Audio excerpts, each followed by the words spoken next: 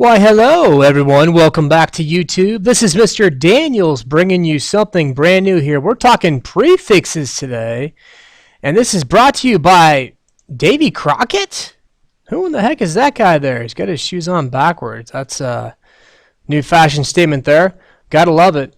Hey, prefixes, really quickly before we get this PowerPoint going, they are basically root words that always are at the beginning, and they come at the beginning of a word, and they're consistently there for us to learn. We're going to go through 6 of them this week. First one is A. The letter A means not or without. I got a word up there for you. Anemia means without blood. And a diagram should be popping up here. There it is. We have normal red blood cells on the left side, and they kind of look like lifesavers there. And on the right side, you have sickled red blood cells. Sickle cell anemia means you have blood cells that look like little chili peppers there. And it actually can be a fatal disease as well.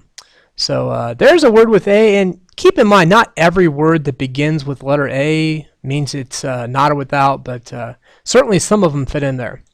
Let's go ahead and move on to the next word, which is B, B-E, which means on or away. Word that I came up here is a benefactor is a person who provides money or other benefits to another person.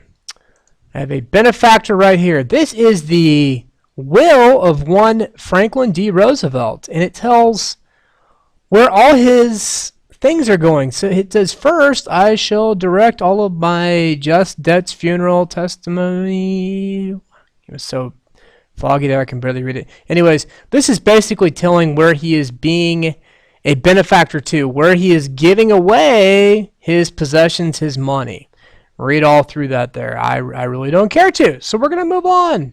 Get off the screen there. We don't need you anymore, benefactor page. Moving on. The next word is mid, which means middle. I like this one here. How about mid-morning? The middle of the morning. There is a glorious sunrise over a mid-morning mountaintop. And I would say mid-morning would be right around 10 o'clock, 10:30. That would be in the middle of the morning. Moving on. Man, we're flying through this PowerPoint. Post. Post means after. Post means after. A word to go along with post would be postpone, to put off to a later time. Tornado drill postponed to Friday, February 27th. That is actually not true. I just found that on the internet. Don't know why it's there. But it does prove that post means after. Maybe you watch a post-game interview, interview after the game. That would be another word that goes along with post. Moving on. Ooh, there's a tornado right there. Look out, it's going to carry you away. Toto, Dorothy. Oh my gosh. I'll stop. Moving on, the next one, semi. Semi means half.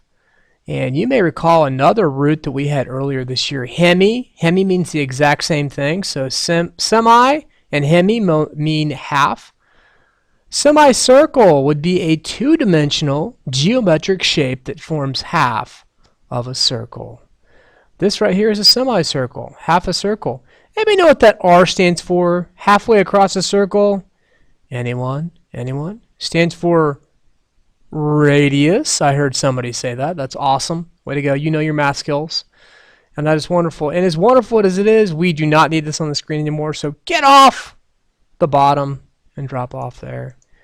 We have one last one. Super means above. People always remember this one a crazy way here. They think of Superman flying above the town. So think of that, Superman flying above the town.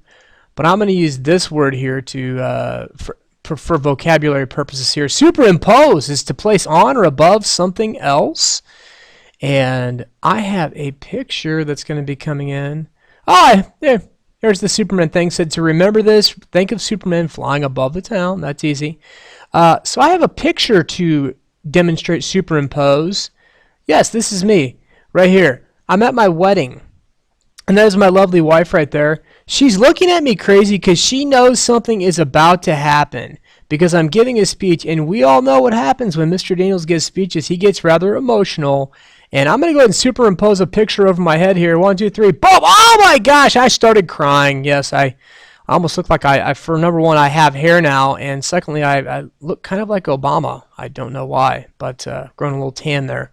But that would be superimposing a picture over my face there. And awesome way to demonstrate superimpose. So we are officially done with this PowerPoint here. Thank you so much for joining me on YouTube.